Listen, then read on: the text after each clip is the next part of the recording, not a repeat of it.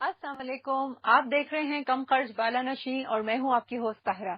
उम्मीद है आप सब लोग खैरियत से होंगे। यानी बहुत ज्यादा रिक्वेस्ट थी कि ताहिरा देगी बिरयानी बनाना सिखा दें और मैं आपको बताती चलूं कि इसी शो पर हम 12 दफा जो है ये बिरयानी बना चुके हैं। लेकिन मैं हमेशा यही कहती हूं कि आप 1000 दफा किसी चीज की फरमाइश करें और इंशाल्लाह ताला जिंदगी रही तो मैं पूरी कोशिश करूंगी कि उसको ऑन एंड ऑफ जो है वो कहीं किसी तरीके से प्लेसमेंट कर दी जाए। तो आज दोबारा से आप देखेंगे दिल्ली की बहुत ही शानदार, बहुत ही कम स्पाइसेस में रहते हुए, और आप सोचें कि जब उसका ढकना खुलता है तो यकीन जाने कि बिल्कुल आपके घर से भी ऐसा ही मालूम होगा, गुमा होगा जैसे कि देग की बिरयानी है। तो आज हम आपको सिखाएंगे देगी बिरयानी और साथ में लाल चटनी। क्योंकि जिनका ताल्लुक दिल्ली से है वो यकीनन जानते होंगे कि रायता आप रखें, सलाद रखें, लेकिन ये जो बिरयानी है खास तौर पे इसमें सलाद इतनी ज्यादा अच्छी नहीं लगती जितना कि हरा रायता, हरे मसाले का, और साथ में ये लाल चटनी जो है ये फॉर श्योर आपने रखनी है, लाजिम और मलजूम होनी चाहिए। और बहुत मजेदार ये चटनी होती है। आप इसको बना के लॉन्ग टाइम के लिए रख लें ताकि कबाब वगैरह हैं, शामी कबाब हैं, चपली कबाब हैं, या कोई भी ऐसा जिसके अंदर आपको चटनी की रिक्वायरमेंट है तो ये कॉन्डिमेंट बहुत ही सूटेबल रहता है। बिस्मिल्लाहिर्रहमानिर्रहीम के साथ आज का प्रोग्राम शुरू करते हैं। और बहुत आसान है इस बिरयानी को बनाना। अच्छा, गोश्त जो है वो आपकी मर्जी के मुताबिक से होना चाहिए, चाहे आप चिकन यूज करना चाहें, चाहे आप मटन का इस्तेमाल करें। मैं प्रेफर नहीं करूंगी कि आप इसके अंदर बीफ इस्तेमाल करें। सबसे आइडियल अगर आप बात करें गोश्त की तो इसके अंदर मटन रहता है, और वो भी अच्छे बड़े पीसेस में। अच्छा, एक आपने सुना होगा अक्सर कि कहीं आप जाएं किसी दिल्ली वालों की तकरीब में तो आपको मिलता होगा सुनने को कि आज हमारे यहाँ डंडा बिरयानी बनी है। डंडा बिरयानी भी एग्जैक्टली यही बिरयानी है, लेकिन जो मटन के लेग्स होते हैं, ठीक है, रान को लेके या दस्त को लेके उसके बड़े बड़े टुकड़े करा के उससे वो बिरयानी तैयार की जाती है। आप चाहें तो पूरे बकरे की वो बिरयानी तैयार करवा सकते हैं, लेकिन उसमें बड़े बड़े पीसेस होते हैं गोश्त के। और क्योंकि जो डंडी होती है यानी रान के जो दस्त की या रान की जो लंबी सी रॉड होती है वो इतने बड़े बड़े टुकड़ों में आपको विजिबल नजर आती है, इसलिए उसका नाम जो है पड़ गया डंडा बिरयानी। तो जो रेसिपी है वो सेम है, लेकिन हम मटन से तैयार करेंगे और बिल्कुल जो बिरयानी कट है उससे। तो यहाँ मेरे पास तकरीबन 1 किलो के करीब मटन है, जिसको मैंने थोड़ा सा बॉईल करके रख लिया है। 2 कप पानी के अंदर मैंने इसको आधे से ज्यादा गला लिया था ताकि टाइम बच सके। आपने क्या करना है कि कच्चे गोश्त को ट्रीट करेंगी यहाँ पे। और इस बिरयानी की खास बात यह है कि इसको आपने घी से तैयार करना है। लेकिन अगर कोई हेल्थ इशू है तो आपने सबसे पहले अपनी सेहत को देखना है, और बाकी चीजें, जिंदगी के तमाम मजे जो हैं वो सब चीजें सेहत के बाद आती हैं। लिहाजा आप जो है इसको ऑयल से रिप्लेस करेंगी। सेला चावल यहाँ मैं इस्तेमाल कर रही हूँ 1 किलो, जिसको मैंने बॉईल कर लिया है। तकरीबन 3 से 4 घंटे सेला चावल आपने भिगोने हैं ताकि वो अच्छी तरीके से लंबे लॉन्ग ग्रेन्स हों और उसका जो खुशबू है, एरोमा, वो बहुत खुल कर आए। तो 1 किलो सेला चावल जो थे उसको मैंने बॉईल किया है नमक डाल के। और गरम मसालों में सारी चीजें नहीं जाती, बल्कि जो चीज इसकी यखनी में डाल रही हूँ वही गरम मसाला जो है उसको डाल के मैंने चावलों को बॉईल किया था। तकरीबन 6 से 8 लौंगे साबुत और 6 से 8 सेया मिर्च, साबुत सेया मिर्च। और यही 2 चीजें मैंने शामिल की थी बिरयानी में, सॉरी चावल उबालने में। नमक डाला था 1 किलो के हिसाब से, जितने 1 किलो चावल थे तो 1 किलो के हिसाब से नमक शामिल किया था। 2 से 3 तेजपात के पत्ते, और सबसे ज्यादा जो इसका बेसिक मेन इंग्रेडिएंट है वो है इलायची, छोटी इलायची। 6 से 8 छोटी इलायचियां आपने खोल के डालनी है चावल उबालते हुए। और बाकी हम यहाँ भी डालेंगे, थोड़ी सी हम खोल के इलायचियां इसमें डालेंगे, तकरीबन 5 से 6। और इलायची पाउडर हम डालेंगे 1 किलो गोश्त में 1 खाने का चम्मच। तो सबसे ज्यादा जो रोल प्ले करता है इस बिरयानी में, असल इसकी खुशबू में, वो 2 चीजें हो गई, एक इलायची और एक अदरक। अदरक जूलियन काट के आपने डालना है। और आप देखेंगे कितनी आसानी से ये बिरयानी बन जाएगी। इसका ये कोरमा नहीं कहलाता बल्कि ये कहलाती है यखनी। अब नॉर्मली यखनी से कॉन्सेप्ट ये आता है कि पुलाव है, नहीं, यहाँ पे हम बॉईल करके चावल डालेंगे और ये बिरयानी तैयार करेंगे। मगर ये जो पहला स्टेप है ये है यखनी, जिसके अंदर मैंने 6 से 8 लौंगे डाली हैं। 3/4 कप घी था, 1/4 कप हम दम के टाइम पे डालेंगे। ऑल टुगेदर 1 कप आपको टोटल घी चाहिए। और उसके अलावा 6 से 8 इलायचियां खुली हुई, और 6 से 8 लौंगे, 6 से 8 आपने इसके अंदर डालनी है सेया मिर्च। बस, ना इसके अंदर दालचीनी डालते हैं ना इसके अंदर बड़ी इलायची।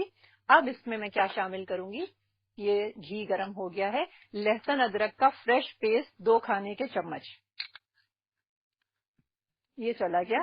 اور نارملی اس کے اندر کیسے لہسن شامل کیا جاتا ہے کہ لہسن کو ثابت پوتھی کو اسکن کے سمیت جو ہے وہ گرائنڈر میں پانی ڈال کے پیس لیتے ہیں اور اس کا جو پانی اترتا ہے وہ ڈال دیتے ہیں اس کے اندر. ٹھیک ہے, لیکن یہ بات ہے پرانی روایات کی. اب ہم نے اس کو لہسن ادرک کے ساتھ ریپلیس کر دیا ہے کیونکہ ہم نے ذرا اپنی زندگیوں کو خاصا بنا لیا ہے آسان. اچھا, اور اسی کے ساتھ ساتھ میں اس میں شامل کروں گی کٹی ہوئی ہری مرچ. آپ نے کٹی ہوئی ہری مرچ ڈالنی ہے, پیس کے نہیں ڈالنی, پیسٹ نہیں ڈالنا, ورنہ بریانی کا جو چاول کا رنگ ہے وہ ہو جائے گا ہرا.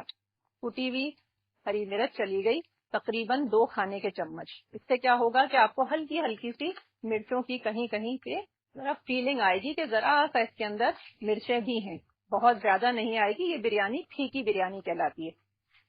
اچھا جی, یہ لہسن ادرک بھن جائے اور ہری مرچیں بھی ساتھ ساتھ ہم نے ڈال دی ہیں, ثابت گرم مسالہ ڈالا ہے, چھوٹی الائچی ڈالی ہے. اب یہاں جو میرے پاس گوشت رکھا ہے اس کو ڈال کے میں بھونوں گی.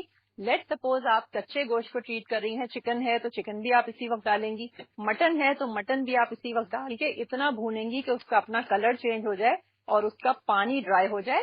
اس کے بعد آپ اس میں اتنا پانی شامل کریں گی کہ مٹن اسی میں گل جائے. ٹھیک ہے, اب چونکہ یہاں مٹن گلا ہوا ہے اس لیے اس کی یخنی جو بچی ہے یہی کام چل جائے گی.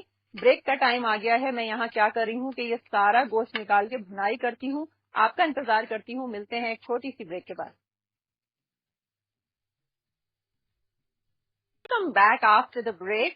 اور یہاں پہ آپ نے دیکھا کہ جب آپ لوگ بریک پہ گئے تھے تو میں اس کی صرف بھنائی کر رہی ہوں تاکہ اس کا جو ایک اسمیل کا ایشو ہوتا ہے وہ نکل جائے.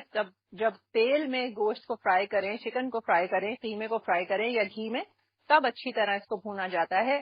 کچا اگر آپ ٹریٹ کریں گی, دوبارہ سے ریپیٹ کر رہی ہوں, تو آپ نے اس کو اچھی طریقے سے اتنا فرائی کرنا ہے کہ جو اس کا کلر ہے گوشت کا یا چکن کا وہ جو ہے چینج ہو جائے اور اس کا جو پانی, اپنا گوشت کا جو پانی ہے وہ ڈرائی ہو جائے. اس کے بعد آپ ایڈیشنلی پانی ڈالیں گی.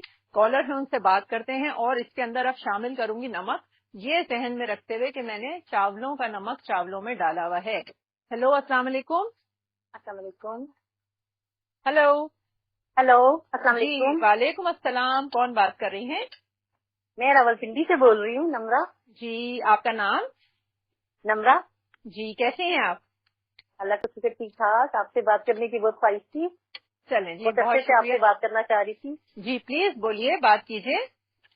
جی, اور آپ کا پروگرام بہت اچھا ہے. بہت شکریہ. بہت اچھی لگی. یوز کر رہی ہیں وہ آپ نے ڈالنی ہے ایک دم سے. اگر آپ سارا جتنی شوگر ہے وہ ساری کی ساری ڈال دیں گی انڈوں میں اور بیٹ کرنا شروع کریں گی تو انڈوں کا والیوم اچھا نہیں ہوگا. ٹھیک ہے, تو جب آپ دیکھیں کہ انڈے جو ہیں وہ فومی ہونے شروع ہو گئے ہیں, اٹھنے لگے ہیں, اس کے بعد آپ نے چھوٹے چھوٹے بیچز میں جو ہے وہ چینی کو ایڈ کرنا ہے, آہستہ آہستہ, سلولی, گریجولی. اور اس کے بعد آپ دیکھیے گا کہ انڈے بہت ہی زیادہ والیوم پکڑ لیں گے. اچھا جی, یہاں پہ یہ دیکھیے کہ یہ جو ہم نے گھی شامل کیا تھا 3/4 کپ. 1 کلو میرے پاس مٹن تھا. مٹن کو میں نے پہلے سے 2-2.5 پیالی پانی میں بوائل کر کے رکھ لیا تھا اور اس کی یخنی بھی جو تھوڑی سی رہ گئی تھی وہ ساتھ ہی شامل کر دی ہے. اب یہ جو اس کا گھی ہے جس میں نے بھنائی کی ہے یہ بالکل سیپریٹ ہو گیا ہے. اس کو بہت زیادہ نہیں بھونا جاتا کہ آپ کو ایسا لگے کہ گوشت کی رنگت جو ہے وہ خاصی ڈارک ہو گئی ہے. اس چیز کا خیال کرنا ہے. کالر ہے, ان سے بات کرتے ہیں. ہیلو, السلام علیکم. السلام علیکم. وعلیکم السلام. کون بات کر رہی ہیں؟ جی, میں صنم بات کر رہی ہوں میرپور خاص سے. جی, کیسی ہیں آپ؟ جی ٹھیک ہے, آپ ٹھیک ہو؟ الحمدللہ, میں بھی بالکل خیریت سے ہوں. کیا کہیں گی؟ جی آنٹی, ہمیں نا کیک کی ریسیپی پوچھی تھی. وہ نا جو انڈے کے بغیر بنتا ہے. اچھا, ایگ کے بغیر کیک آپ بنائیں گی تو پھر آپ کو فلیکس سیڈ کی ضرورت پڑے گی, السی کی.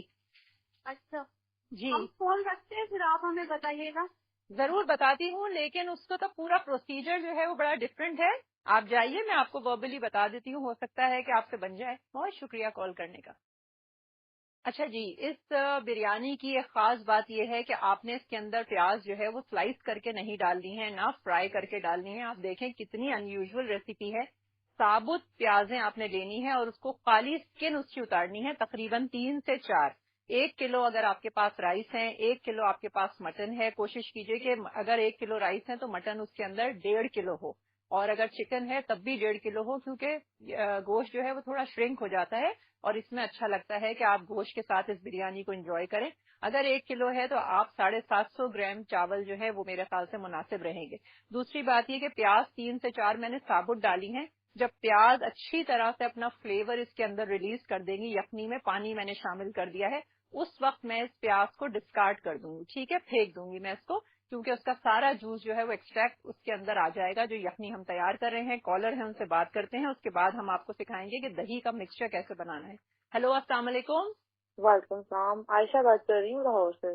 جی، کیسی ہیں عائشہ؟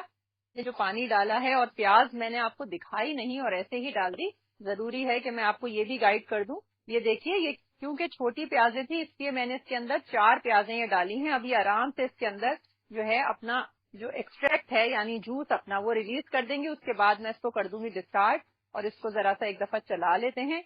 تھوڑا سا میں سوچتی ہوں کہ اس کے اندر پانی اور ڈال دیتے ہیں تاکہ بہت اچھی سی اسٹیم جنریٹ ہو اور یہ ساری چیزیں آپس میں ویل انکارپوریٹ ہو جائیں۔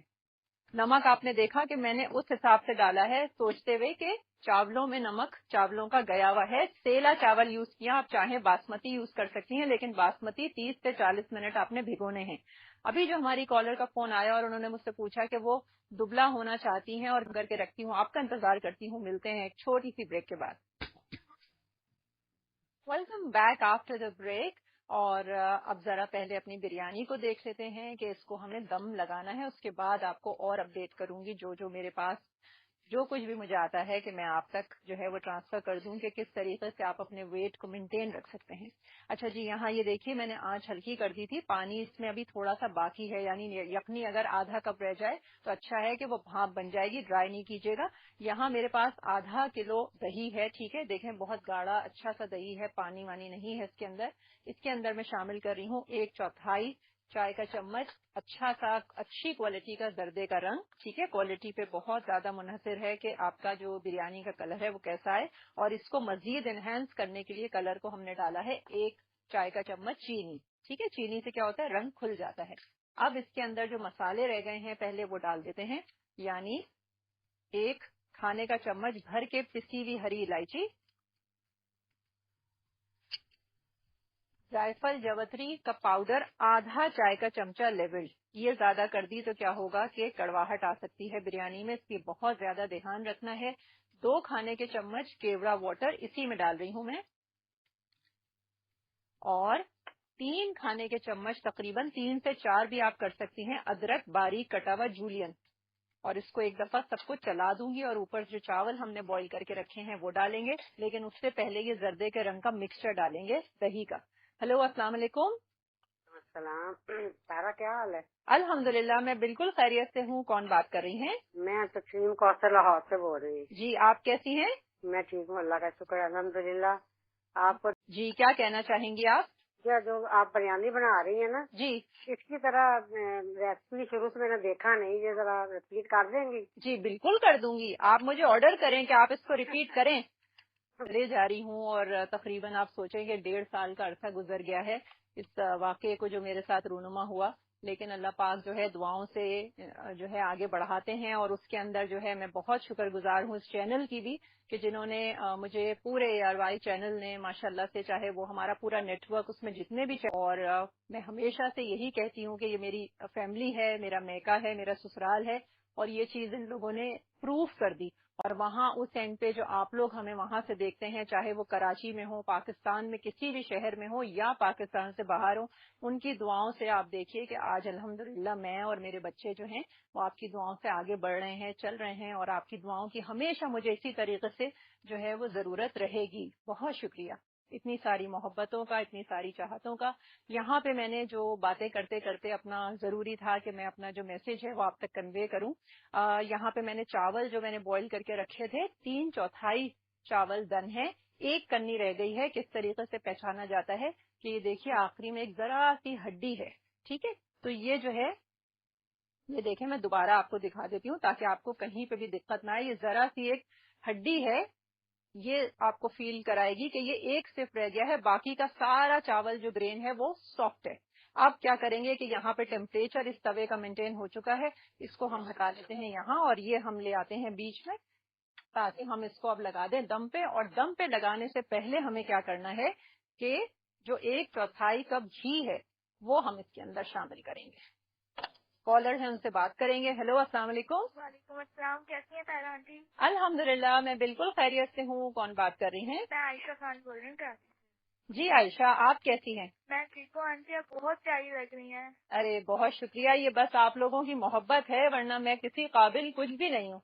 आंटी आप बहुत प्यारी हैं। और आंटी मुझे बोलना था कि आपने फरमाइश करनी थी कि आप ब्लूबेरी मफिन्स बनाना सिखा देंगी प्लीज। अच्छा जी, ब्लूबेरी मफिन्स बनाना इंशाल्लाह ताला आंटी आपको जरूर सिखा देंगी। और कब सिखाएंगी इसका कोई वादा नहीं है, लेकिन कोशिश करूंगी इंशाल्लाह ताला कि कहीं किसी वक्त जो है वो आपको रेसिपी दे दी जाए। लेकिन कल का जो एक कमिटमेंट मैंने किया था, अभी काफी दिनों से चल रहा था, हमारी एक बहुत प्यारी कॉलर, उन्होंने मुझसे ब्रेड पुडिंग की फरमाइश की थी, तो ब्रेड एंड बटर पुडिंग इंशाल्लाह ताला हम कल जुमे के दिन बनाएंगे।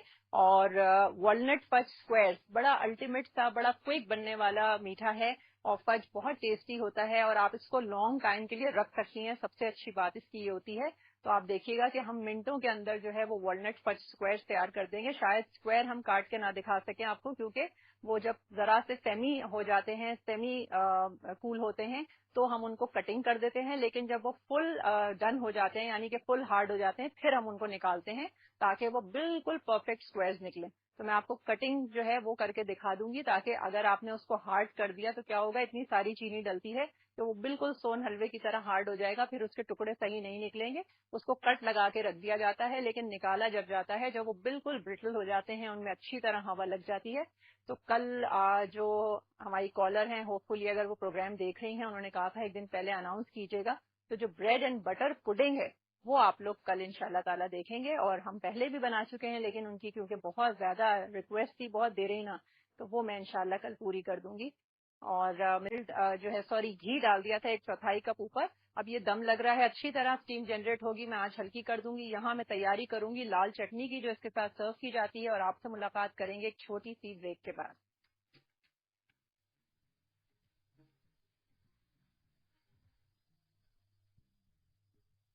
Welcome back after the break. और यहाँ हमारी जो देगी बिरयानी है वो जा चुकी है दम पे अल्हम्दुलिल्लाह। और ये जो लिड हटाते हैं तो आप देखें कि ये माशाल्लाह स्टीम इसकी इतनी अच्छी तरह से भाप भर गई है। और इसको अब आपने हल्की आंच करनी है। दो चीज मैं आपको बता दूं दोबारा से कि इसकी जो बेसिक इंग्रेडिएंट्स हैं जिसकी वजह से इसके अंदर इतना अच्छा एरोमा आता है, वो है इलायची का पाउडर और छोटी इलायचियों की कसरत से इस्तेमाल। अब यही चीज इसके अंदर जाती है, इसलिए जरूरी है अगर आप भरपूर मजा उठाना चाहती हैं। दूसरी बात ये कि जो हमने इसके अंदर अदरक डाला है बारीक काट के लंबाई में जूलियन, वो आप कोशिश कीजिए कि 3 से 4 टेबल स्पून डालें, यानी 1/4 कप ले जाइए अगर आपने 1 किलो राइस लिए हैं सेला। कॉलर है, उनसे बात करते हैं और यहाँ चटनी की तैयारी जरा कर लेते हैं। हेलो, अस्सलाम वालेकुम। वालेकुम अस्सलाम, कैसी हैं आंटी? अल्हम्दुलिल्लाह, बिल्कुल खैरियत से हूँ। हेलो हेलो, जी, कौन बात कर रही हैं? इतनी प्यारी सी आपकी आवाज है और बड़ी एनर्जी दी आपने मुझे आज। मैं फरहीन बात कर रही हूँ रावलपिंडी से। जी फरहीन, आप कैसी हैं? मैं ठीक ठाक हूँ। जी और आप फरहीन, कैसी हैं आंटी? अल्हम्दुलिल्लाह मैं बिल्कुल खैरियत। के अंदर मैंने 3 कश्मीरी मिर्च ली थी, जो तलहार मिर्च कहलाती हैं, सूखी बड़ी बड़ी सी आती हैं, परचून की दुकानों पे मिल जाती हैं आराम से। और डंडियां आराम से सुबह निकल जाएंगी जब वो भीगी भी होंगी। एक साथ ही मिला लीजिएगा, क्योंकि ये है ही लाल चटनी। इसका नाम लाल इसलिए कि इसमें मिर्चें बहुत होती हैं। मैंने क्या किया है कि मिर्चों की तेजी कम करने के लिए इसके अंदर तलहार मिर्च डाल दी है, ताकि इसका कलर बड़ा खूबसूरत सा आ जाए और मिर्चें जो हैं वो थोड़ी कम रहें, क्योंकि लाल मिर्चें खाना जो है वो सेहत के लिए नहीं अच्छा। बेहतर है कि आप हरी मिर्चें जितनी मर्जी आए खाएं, कच्ची खाएं। 1/4 कप इसके अंदर जाएगा लहसुन, क्योंकि ये लहसुन और लाल चटनी की जो है वो कहलाती है, सॉरी, लहसुन और लाल मिर्चों की चटनी कहलाती है। तो लहसुन इसमें मैंने रफ चॉप करके इसलिए डाला है ताकि ब्लेंडर में आराम से पिस जाए। नमक हम इसके अंदर डालेंगे हस्बे ज़ौक़। और 1 खाने का चम्मच भुना हुआ जीरा भून के डालेंगी, उसकी अलग खुशबू होगी। और अगर आप भुना हुआ नहीं डालना चाहती, कच्चा डालेंगी तब भी चलेगा। और इसको सिर्फ पीसेंगे। ज्यादा इसको देर पा बनाने के लिए कि आप इसको बॉटल में अच्छी तरह से इसको ज्यादा अच्छी तरह रख सके, 2 टेबलस्पून ऑयल डालेंगे कि इससे जरा शाइन आ जाए। और उसके बाद इसको पीसेंगे। लेकिन पहले कॉलर है, उनसे बात कर लेते हैं। हेलो, अस्सलाम वालेकुम। वालेकुम सलाम, कैसी हैं? अल्हम्दुलिल्लाह बिल्कुल खैरियत से हूँ। कौन बात कर रही हैं? अफीन बात। का अपना बहुत सारा ख्याल रखिएगा। और यहाँ हमारे जो चावल हैं, यानी देगी बिरयानी, चावल नहीं है, دیگی بریانی دم پہ آ رہی ہے. اور جو ہم نے دہی ڈالا تھا وہ ہم نے کب ڈالنا ہے؟ جب ہم اس کی یخنی تیار کر لیں گے. تھوڑا یخنی میں آدھا پونا کپ پانی ہونا چاہیے. سیلا چاول کی بہت اچھائی جو ہے وہ یہ بھی ہے کہ ایک تو آئل یا تیل گھی سب چیزیں بہت کم کوانٹٹی میں لیتا ہے یہ، کیونکہ جو یہ ایبزاربنسی ہے اس کے اندر کسی بھی لکوڈ کی وہ بہت کم ہے. دوسری بات کہ بھانپ بنانے کے لیے اچھا ہے کہ آدھا کپ آپ اس کے اندر یخنی چھوڑ دیجیے گا، لیکن شرط یہ ہے کہ 3/4 چاول ڈن ہونے چاہیے. ایک کنی جو ہے وہ آپ نے دم کے وقت ڈالنی ہے. بریک کا ٹائم آ گیا ہے. کیا خیال ہے کہ آپ بریک پہ جا رہے ہیں؟ صرف یہ دیکھ جائیے کہ میں نے جب یہ نکالا تھا، جب میں دہی ڈالنے لگی تھی اس وقت یہ میں نے انینز نکال لی ہیں. اب اس کو میں ڈسکارڈ کر دوں گی، یہ آپ کو دکھانے ضروری تھے. اس کا سارا فلیور اس کے اندر جا چکا ہے. یہ آپ اس کے ساتھ رکھ کے نہیں چاول پہ دم لگائیں گی، بلکہ چاول پہ دم لگانے سے پہلے نکال دیں گی. ٹھیک ہے، کچے گوشت کے ساتھ ساتھ یہ ڈال دیں گی تاکہ بھنائی ہو جائے اس کی. چلیں جی بریک لے کر آئیے. یہاں میں مشین چلاتی ہوئی جاتی ہوں، اور جب آپ واپس آئیں گے تو انشاءاللہ تعالی ہماری ٹیبل پہ دونوں چیزیں آپ کو سرو ملیں گی، تاکہ ہم آپ کو اس کا ایک اچھا سا ریکیپ بیٹھ کے آرام سے دے دیں. ملتے ہیں ایک چھوٹی سی بریک کے بعد.